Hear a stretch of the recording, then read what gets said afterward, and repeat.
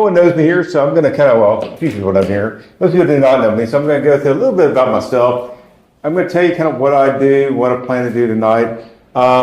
Look at this, Brightwell Law PLC, that's my law firm. Specialize in estate planning and administration, in other words, administering trusts and things like this after the fact.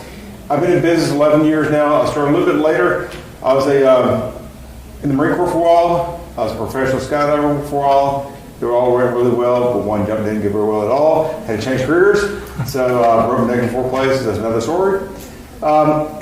We are one of the best estate planning firms in Florida for sure, and we're recognized for that. We also provide Medicaid benefit plans. Most of you don't realize, and I'll talk about a little bit tonight, Medicaid is very important if you're looking at estate planning and what it can do for you, and I'll talk about that, like I said, as we move forward. Handle numerous estate planning administrations in order to administer the probate, the trust estate after the fact. I'll litigate tons of probate matters, and probate, I'll be honest with you, is a problem. It's a very hassle to go through. I'll talk about it a little bit as we move along, but that's where I learned why you should not have probate. It's nothing probate stuff. Recognized as authority by fellow professionals. My office is down on Garden Street. And so if y'all want to come by and check it out, come by and check it out. You see my sign out front, Brightwell Law. It's easy to find in there. Was in the Marine Corps. I was in the Marine Corps for 4 years. I got out. I recalled after 9/11. I was in there for another 1.5 years. Lots of operations in Africa, and I got plenty of stories about that, believe me. Former real estate broker, pre-licensed instructor, continued education instructor, which gave me a lot of information about real estate, and I learned a lot from that and enjoyed it a lot. Okay. The big reason why most people never set up estate plans: procrastination. I told you I was going to tell you a little bit about my granddad. My granddad was one of these people who was a successful business person. He owned several moving companies, whatever get later in his life. At one point in time, he owned 25% of a Mercedes dealership. But he didn't set things up for himself properly. Didn't take care of himself as far as estate planning for sure, and as far as church stuff, you know. So what happened to my granddad is whenever things went wrong for him, it cost him financially and personally both. And so I'm going to talk a little bit about what you want to look for if you're setting up an estate plan to make sure it's better suited to handle, to better provide. Lack of knowledge, that's another thing. People don't really, it takes a lot. You get to law school, that's not even close to anything you can learn for estate planning. There's all kinds of stuff you have to get out there and learn after that. It takes years and years. What I did is I went traveling around, I worked with different attorneys, different places, and learned a lot about the process, how it works and everything. How I can better use different aspects of estate planning to better pursue my customers. So the big thing is, I normally do a living trust, okay? A living trust has a lot of advantages over a will. And we're going to talk about it a little bit as we move forward. Because a legal document is similar to a will, okay? In a will, you have a personal representative that's going to handle collecting all your assets and distributing them after that. You've got a trustee in a trust that's going to manage the distribution of all your assets and everything else. In trust, you're going to start out as a trustee yourself, you know, and so you manage all your assets right from the get-go. After signing the trust, there's a second step that occurs. Your trust must own everything, okay? If people get scared, they hear me say that. But you're the trustee. You're the president of the trust. You control everything. If something happens to you, let's say you're in a car crash, I always use car crash stuff. You're in a car crash and you can't talk anymore. Someone else has to step in and make medical decisions. Someone has to step in and make financial decisions. You've already set up a successor trustee, someone to take over. Typically, if it's a husband and wife, they have each other. But after that, you need someone else. Because at some point in time, you're both going to lose capacity to see something like that. You need someone else to step in to manage your assets while you're incapacitated. Or once you're deceased, to pass it on to someone else. Someone that understands what you like to do, what you want to do, and can push things forward in that manner. Your assets, you have to move into the living trust. That's critical. What I do is I'll move your house in your trust. Have you signed, when you come into the sign, have you signed a deed right there that's going to move your house from owned by you to owned by your trust. I'm also going to talk to you about your assets as we're going through this. so I can instruct you on what you need to do to record everything in the name of the trust.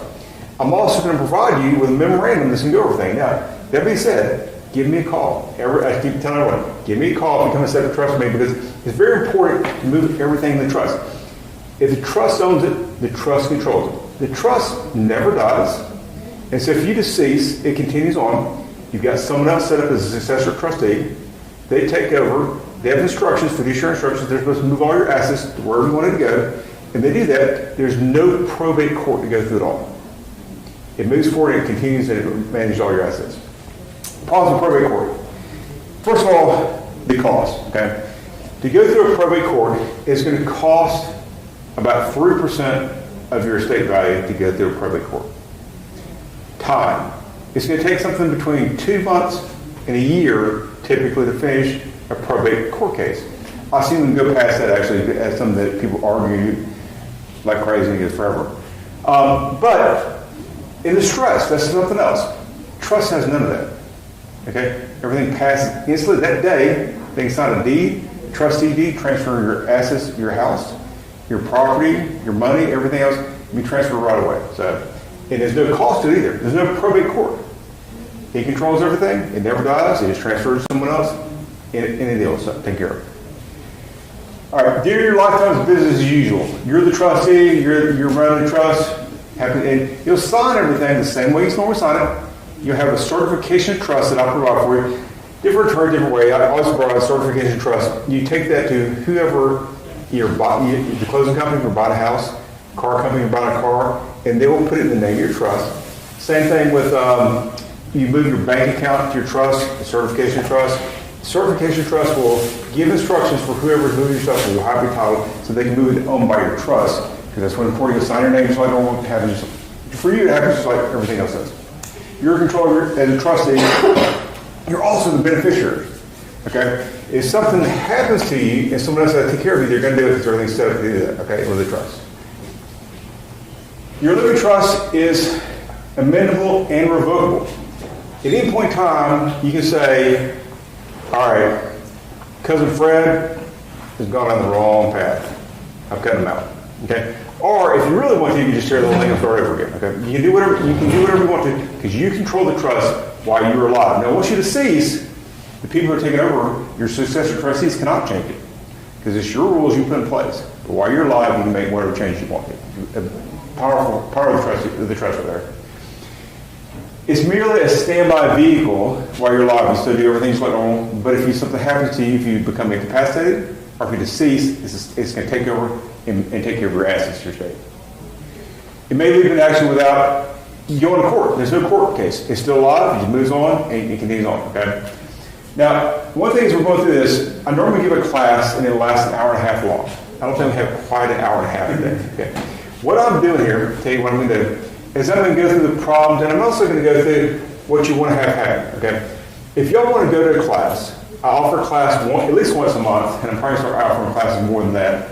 But my next two that I have, I've got one at Everman's on 9 Mile Road. It's going to be on a Saturday. It's going to be May the 9th, and it's going to be from 1 until 2:30 that day.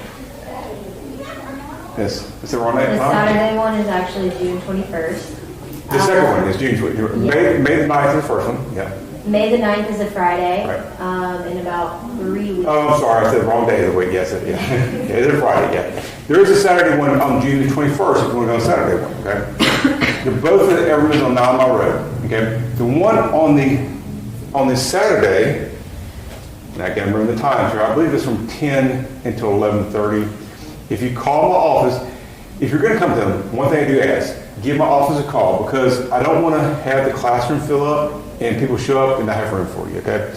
So if you're going to come, just call my office, tell them you're going to come, they'll put your name down and reserve a seat for you, okay? So please do that if you want to come to it. So normally like an hour and a half. I'm just kind of go through some of the problems today. I'm not really going through that much of what I'm going to do to fix it, but if you come to the big class, I'll make sure I go through all that.